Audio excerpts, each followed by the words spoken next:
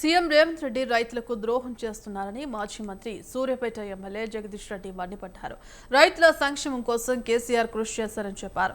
రైతుల పంటలు సాగు చేసుకునేందుకు తక్షణమే నీరు విడుదల చేయాలన్నారు. గోదావరి నీళ్లు తెలంగాణ ప్రజల హక్కు అని వాటి కోసం పోరాటం చేయాలన్నారు.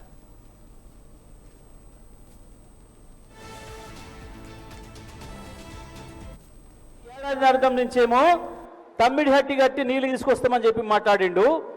మొన్న సభలో ఈడ దేవాదుల నుంచి నీళ్ళు తీసుకొస్తే తుంగతుర్తికి అంటాడు. ఏం చెప్పాలి ఉత్తమ్ కుమార్ రెడ్డిని? దేవాదుల నుంచి నీళ్ళు తెస్తాడా?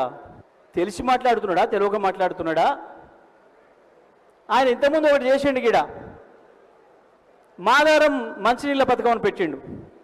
26 కోట్లు మట్ల పోసిండు. నీళ్లు లేని చెరువు మీద లిఫ్ట్ కట్టిండు. ఆ చెరువులకే సాగర్ నీళ్ళు తెచ్చి లిఫ్ట్ చేయాలి. ఆ నుంచి మంచినీళ్ళు ఇస్తే కోడాడకని కట్టిండు. మనం పాపం పొమ్మని వదిలిపెట్టినాం, లేకపోతే అందులోనే జైలు పంపేది ఉండే గొప్ప మహానుభావుని. ఓ అనుభవం అర్థం లేకుండా పర్థం లేకుండా ఈ రకంగా మాట్లాడి రైతాంగాన్ని ఇబ్బంది పెడుతున్నారు, ప్రజలను ఇబ్బంది పెడుతున్నారు, తెలంగాణ ప్రజలకు ద్రోహం చేస్తున్నారు.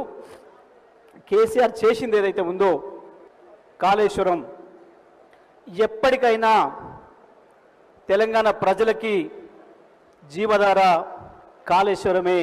కాళేశ్వరమే మనల్ని బతికిస్తుంది, కాళేశ్వరమే మనల్ని కాపాడుకుంటుంది. ఆ కాళేశ్వరం కొరకు కొట్లాడటానికి మనమందరం సిద్ధం కావాల్సిన సమయం ఆసన్నమైంది. ఇవాళ మీరు ఇక్కడికి వచ్చిన రైతాంగం అందరూ ఎవరైతే ఉన్నారో తప్పకుండా మీరు ఊర్లోకి పోండి, చర్చ పెట్టండి. ఎందుకు రావు కాళేశ్వరం నీళ్లు? కేసీఆర్ 4 ఏళ్ళు ఇచ్చి చూపించిన కాళేశ్వరం నీళ్లు ఇప్పుడు ఎందుకు రావడం లేదో చెప్పాల్సిన బాధ్యత వాళ్ళపైన ఉంది. రైతులుగా మనం ఏం చేయాలి అనేది మాత్రమే మన చేతుల ముందు ఉంది. ఇప్పుడు మనం చేయాల్సిన పని ఏంది మనం నిర్ణయించుకోవాల్సిన అవసరం ఉంది. కాబట్టి తప్పకుండా కాళేశ్వరం కొరకు కేసీఆర్ నేనే 1,00,000 మందితో వచ్చి ప్రారంభిస్తా అని చెప్పిండు. ఆ పనికి సూర్యాపేట మొదలు సిద్ధం కావాలి. సూర్యాపేట తుంగతుర్తి నుంచే లక్షలాదిగా కదలాలి. సూర్యాపేట జిల్లా ఏందో చెప్పాలి. కేసీఆర్ ఉద్యమానికి అండగా నిలబడాలి.